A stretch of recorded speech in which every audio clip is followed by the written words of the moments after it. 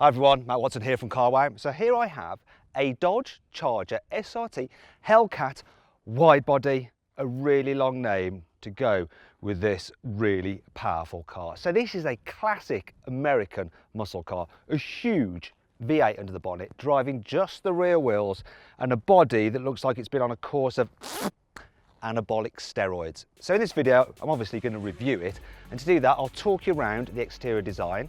Wide body means some extra inches. Show you inside. Ooh.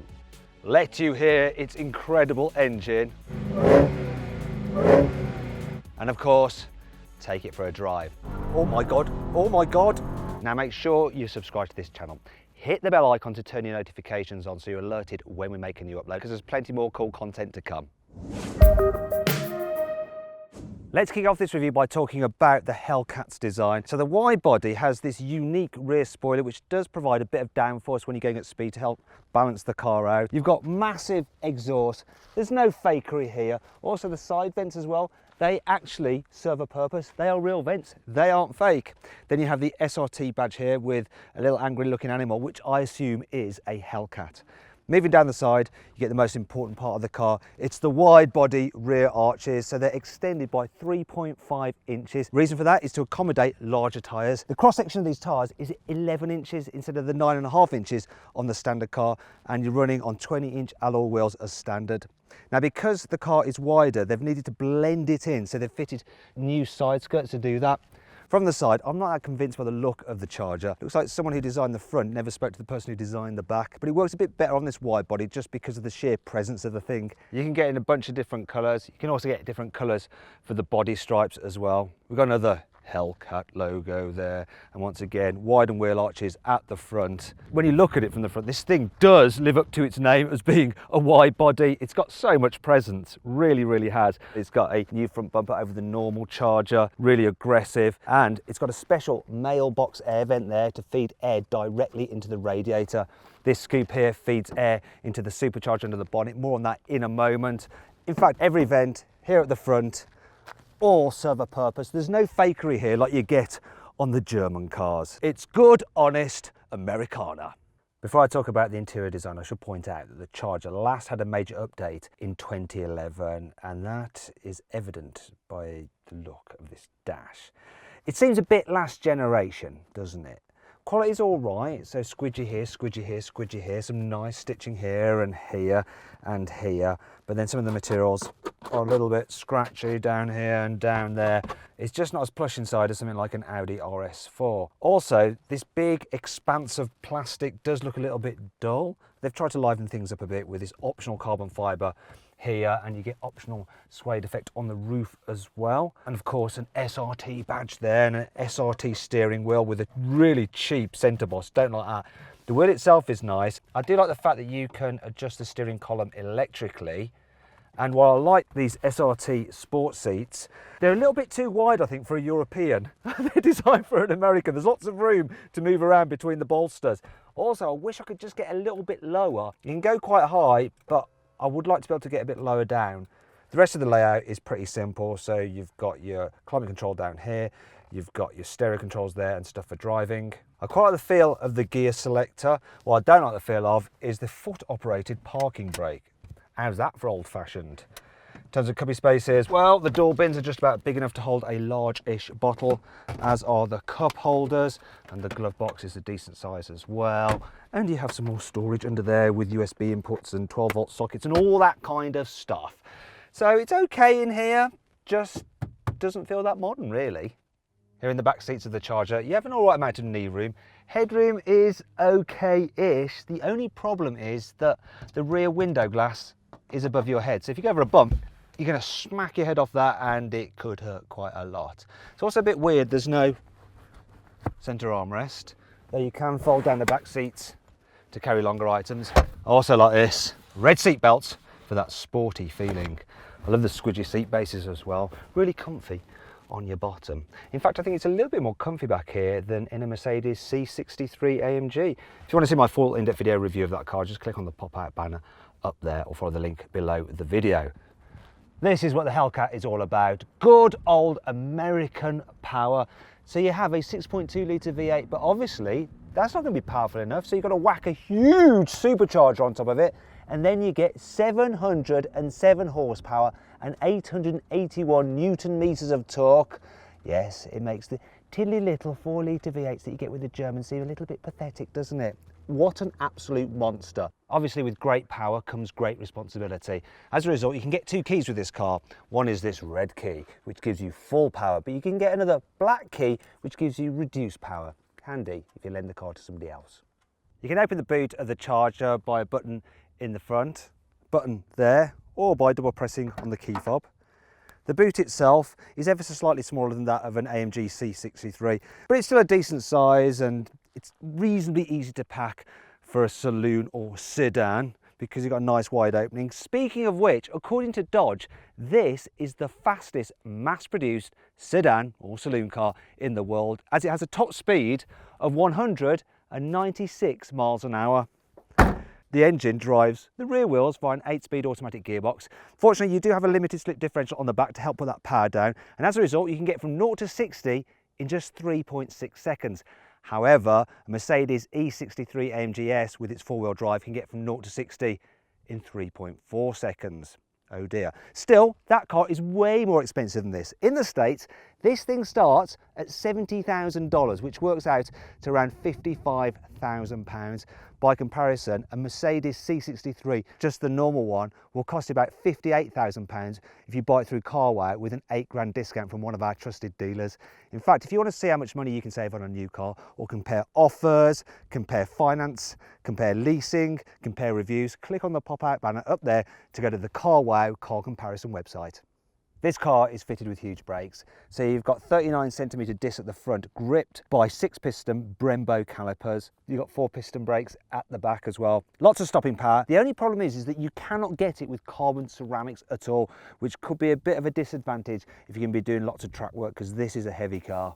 This Hellcat Widebody is fitted with specially tuned adjustable Bilstein dampers. It's also got the stiffest springs fitted to any Charger and the fattest anti-roll bars. You've got 34mm fatness at the front and 22mm of fatness at the rear.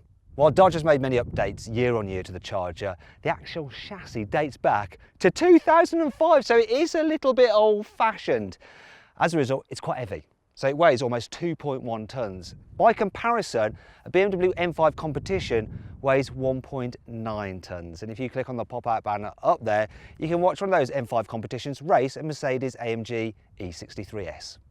The Charger Hellcat gets Dodge's latest infotainment system, and it's really very good. 8-inch screen, touch control. You can operate most of the car's functions through it. Navigation, that's all right, but really I probably wouldn't bother with this. I'll just connect my phone and use Apple CarPlay or Android Auto, both of which are standard. Then you've got a little digital display between the 2 analog dials. So you've got big speedo, and then you've got a lot of driving information like oil temperature, oil pressure, oil life, engine torque, engine power, air fuel ratio, boost pressure, coolant temperature, tyre pressures. Then there's other things it can show, such as the economy, which is 10.3 miles per gallon, which converts to the UK MPG as just 12. And that's over 70 miles of driving this thing. It's not very fuel efficient. Then you've got all your timers, such as 0 to 100 timer, 1/8 mile timer, 1/4 mile timer, braking distances, G-forces, and all those shenanigans, and a proper lap timer as well. So loads and loads of performance stuff. Then if I go back to the main screen and press this SRT button, brings up the driving menu. So you've got a track mode, a sport mode, an auto mode where the car will just change the settings depending on the conditions automatically, or custom where you can set it up exactly as you like it. So you can alter things like the speeds of the shifts from the transmission, whether you have the paddle shifters activated, how much the traction control intervenes, the stiffness of the suspension and the weight of the steering. Then there's some other features fitted to this car which are really cool in race options. So you have line lock, which will basically hold the front brakes so you can spin at the back tyres and do a big burnout to show off to your friends, or to maybe warm your tyres up for when you're about to do a standing 1/4 mile time. Then you have launch control, and with the launch control you can actually set the revs that you want it to hold at. So I can increase them there to 2,500 RPM. Shift lights, you can turn them off, have them on, or set where you want them to illuminate for you to shift up. And then there's something called race cool down, which basically will cool the car down to keep everything working nice and perfectly. So when you switch off the engine, it'll still keep cooling the supercharger and the intercooler, so everything's in tip-top condition for you to run your car as fast as you dare. Okay then, time to drive this muscle car. Let's go into manual mode for the gearbox. I've got the car's settings in custom, so basically everything in sport mode, apart from the steering, which I've got in track, so it's nice and heavy, and the stability fully on. Because even when it's fully on, if you power out of a turn a little bit too enthusiastically, it does want to go sideways on you. Whoa. The steering doesn't feel quite as fast as it's like an Alfa Romeo Giulia Quadrifoglio, which is super snappy. It's more steady. Now the thing about supercharged cars is that you do have to rev them. It's basically like you've got the same engine but with bigger capacity, so going from a 6.2 litre to probably a 10 litre or something. Turbocharged cars, when they come on boost, usually nowadays around 2000 RPM, they're almost delivering peak torque. You get this slug of acceleration, whereas with this, it's more predictable, it's smoother, it is nicer. The problem with superchargers is that they actually take power to actually use them. So this one, because it's so huge, is probably using about 100 horsepower. Whereas a turbocharger, it's free energy, it just comes from your exhaust gases. But the drivability, I don't think is as good in a turbo. Now this is a big old thing that I'm going down this canyon road, which is really tight, and I'm noticing the mass of the car, but it's gripping pretty well, and the power delivery is so predictable that even though I've got 700 horsepower, I don't feel threatened. However, I'm obviously not getting near 700 horsepower because I haven't revved it out, and dared to yet, because there's just not enough room. Here's a straight bit of road, so let's try it. Oh my God, oh my God. It just lights up those rear tyres, even with the traction on. But I'll tell you what, the way the traction intervenes is really good. It just seems to like manage the torque and drop it back to regain grip. Well, let me put the steering into sport mode so it's less heavy. That feels better now. Yeah, I prefer it like that. Now going uphill, it feels a bit better, and the handling's actually really good. You can really get a flow on between corners in this thing. It's nice and predictable. You feel in tune with the whole of the car, be that the steering, the brakes, which are strong and progressive, and the chassis. You can feel what's going on underneath you.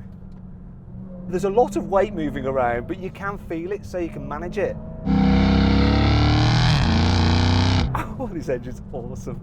The gear shifts are good as well. I've been driving it in auto and it's nice and smooth, but it's quite responsive on the gear changes. Oh, that V8 soundtrack is lovely. What a great combo. Supercharger whine, whoa, and V8 warble from the exhaust. There is no runoff here. If I get it wrong, I will pay the ultimate price. And I'm not just talking about the $70,000 for the car. It's just so predictable and easy. I really like it. I thought I'd hate it. And I'm really impressed with the suspension. So it does a good job of keeping the car flat in the corners, but over bumps, it just seems to ride over them beautifully. You compare that to something German that just bounces around. It's really well judged. The Americans have done a fantastic job. Well done, guys. Love it.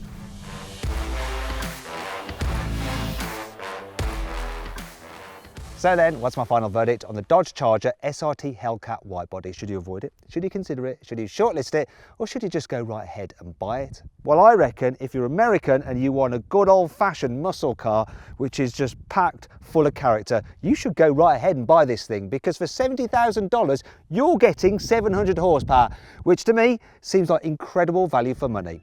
I really want one. I'd like to live here as well in the States, so the gas is cheap. So then, what's my final verdict on the Dodge?